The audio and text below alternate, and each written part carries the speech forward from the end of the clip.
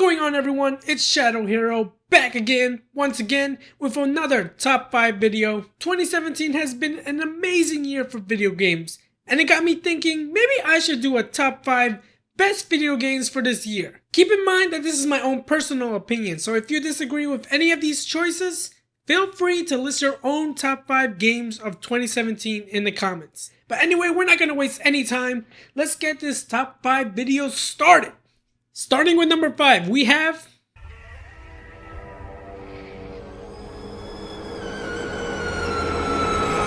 Go tell Aunt Rhodey. Go tell Aunt Rhodey. Go tell Aunt Rhodey that everybody's dead. It's been such a long time since a game just gave off that scary atmosphere, the fear of not knowing what's around every corner, and that ominous tone that you feel with every step you make. Like when there was a threat staring at my face, I truly felt like I was in danger. Gotta love a game that just makes you crap your pants. I'll admit, when I first saw that this game was gonna play in first person, I was a bit turned off by the idea, as I'm one of the few people that actually enjoyed Resident Evil 5 and 6. But I completely understand why most people wanted the games to go back to the roots of the series. Thankfully, Resident Evil 7 does that perfectly. This is helped with the fact that combat is quite limited. Either enemies are just stronger than you, or your ammo is scarce. You can't just go into every fight with a clear advantage. Let us not forget that the story for this game is actually quite interesting. I actually wanted to know what in the world happened in this creepy house, why my stupid character decided to come here, and how in God's name was I planning to get out. If you're a fan of horror games, and especially a fan of classic Resident Evil gameplay, this is definitely a must-buy. I need to hide. Moving on to the number 4 spot, we have A brawl is surely brewing. And begin!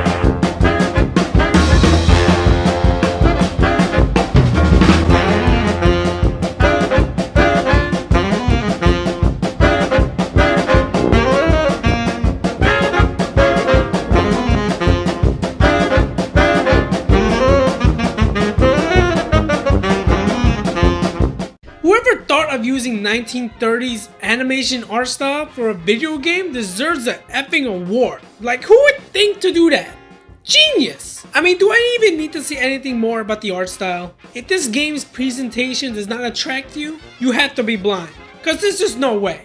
Each enemy in this game has a unique design, especially the bosses. And what I love about the boss fights were that I was always interested in not only what form each boss fight will take, but how much more elaborate their attacks and their design changes as the fight continues. Besides the enemies you face, I really like the abilities provided in this game. Because at first it seems like you just get a standard shot, but you could customize your loadout to whatever fits your preference, or to a specific boss you are facing. There does seem to be certain options that are way more reliable in multiple situations, but at least the options are there for people that want to mix it up. And yes, this game is difficult and may or may not have you cursing at your TV. I mean, this is coming from someone that does not regularly play side-scrolling games, but despite the amount of times it took me to defeat several of the bosses, I still had a smile on my face the whole time. This is such an enjoyable game, and I am really glad I decided to pick it up. And of course, I would recommend this game. For $20? Hell yeah! You would definitely get your money's worth. For the number 3 spot, we have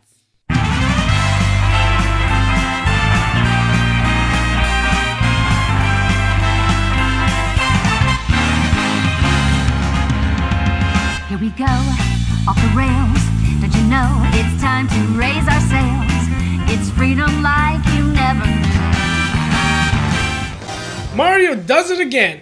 At this point, I think it's almost impossible for a 3D Mario game to be a complete failure. This game is clean! First off, the game looks gorgeous. Each of the worlds that you visit looks beautiful and full of life. Every placement of the environment, the characters, even the enemies fits perfectly for each world. Not only is this game pretty to look at, but the amount of Mario history poured into this game is amazing. There are so many references and Easter eggs to previous Mario games. Feels pretty much like a celebration to Mario's history. Now, the most creative and genius mechanic to this game is Mario's ability to throw his hat Cappy. This allows Mario to attack, to parkour, or to take control of an object or enemy. Like, I don't know what Nintendo is feeding their employees, but whatever it is, don't stop. Now, the only issue I had with this game is the fact that pretty much all the boss fights were relatively easy. Thankfully, the game makes up for it by having a huge amount of collectibles. There are over 900 moons in this game. This will keep you busy for quite a while. And I absolutely love the added addition to change Mario's clothes. Really gives the player more freedom and makes everyone's adventures unique to them. Despite the rather low difficulty for boss fights, this game is definitely worth picking up. Like I said, it is really hard for a Mario game to just be a complete failure, and this game is far from that. It's one of the best Mario games, one of the best games on the Switch, and definitely one of the best games of this year.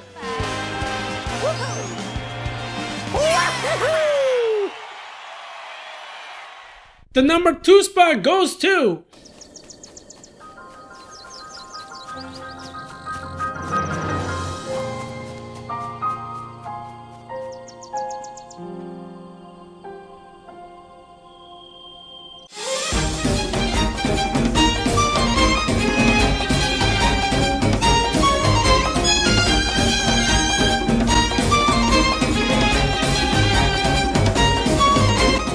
one of the best Zelda games, but it has to be one of the best games of all time. I cannot recommend this game enough. What is great is that not one person's experience playing this game is the same.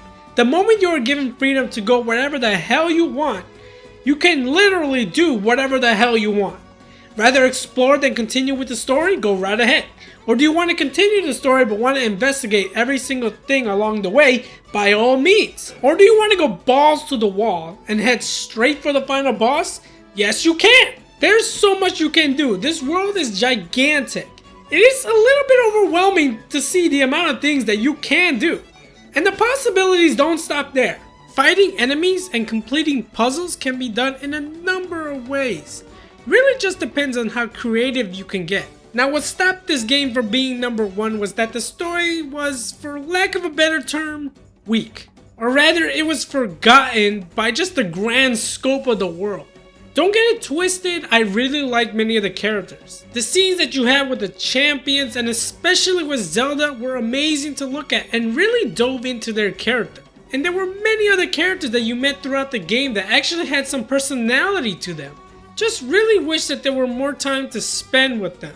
And of course, let's not forget to mention that we can fully customize the way Link looks.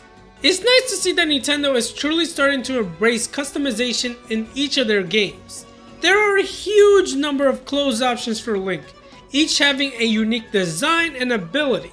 And after everything I said, this is just scratching the surface of how incredibly in-depth this game is. Like, there was so much about this game that I enjoyed, and I really hope that a lot of people got the chance to play this, and if they haven't, will go out and play it right now. Like, if there was any reason to own a Switch, this would be it.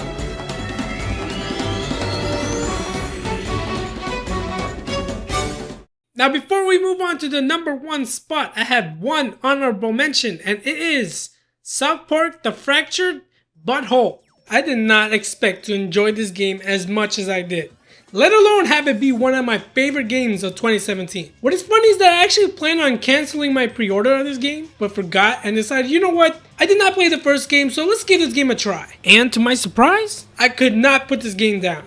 And this is coming from someone that's not even a fan of the show. Probably what attracted me to this game was the combat. Unlike the first game, which was purely turn-based, this game decides to include both a time battle system and tactical RPG elements. Really gave the gameplay a lot of diversity, especially when it came to the abilities of you and your allies. The story, hilariously, is all a kid's game. Yeah, it has a plot, but looking at it from a surface, it's just all make-believe. And this is what makes everything great. The creative way each character shows off their abilities and how the story progresses had me smiling the whole time. But when something serious does happen, it was a complete shock. Like, I couldn't even tell if this was still a kid's game or is this real life. That mixed with the comedy really had me wanting to see just how much more to reality this superhero game was gonna get. Now, I praised the game, but it is in my honorable mentions because of the fact there are quite a few things that I did not enjoy about this game. Mainly, it had to do with the bathroom and dark humor. Yes, I'm aware that these jokes are associated with South Park as a whole, but it just seemed a little too over the top, even for South Park. Regardless, I'm so glad I forgot to cancel my pre-order on this game. This was definitely worth a $60 purchase, and I'm really looking forward to seeing what future content this game has in store. But finally, for my number one best video game of 2017 is...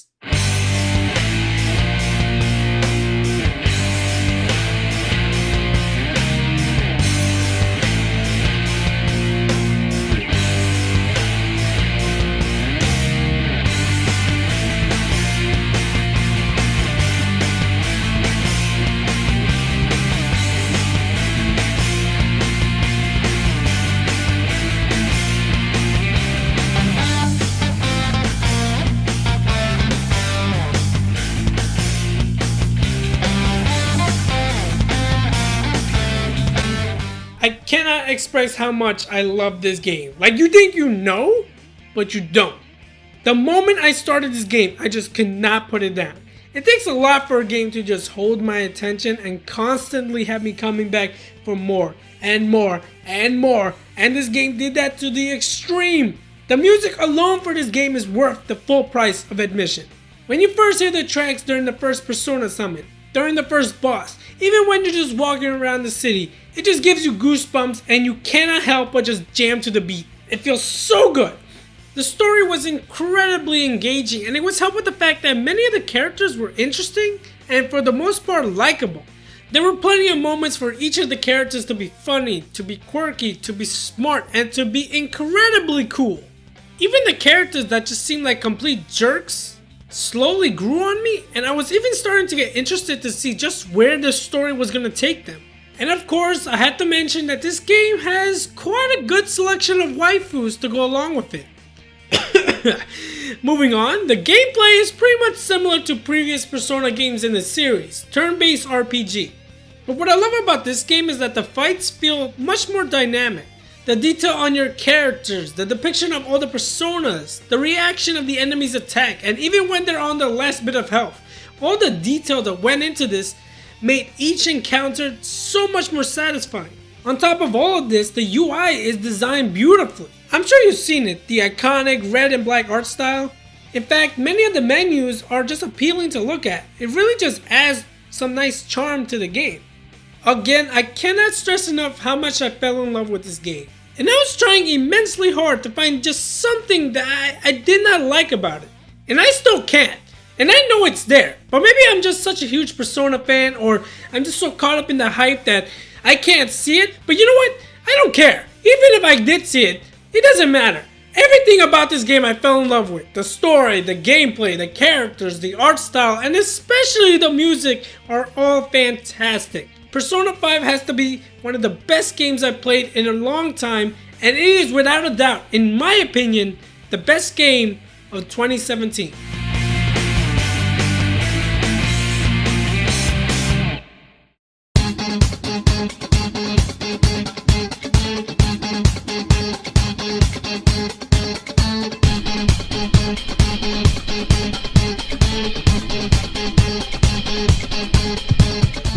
And there it is, my top 5 best video games of 2017. I have completely enjoyed the crap out of all these games and really hope that if you have not played these games yet, definitely give them a try. Cause these are gems of 2017 and they should be played by everyone. It has been an amazing year for games and I really cannot wait to see what 2018 has in store for us. Anyway, if you enjoyed this video, please smash that like button. Also leave a comment down below. Let me know if you agree with any of my choices. If you don't, please tell me your top 5 video games of 2017. And if you want to see more videos like this, hit that subscribe button. I greatly appreciate it. It helps me out tremendously.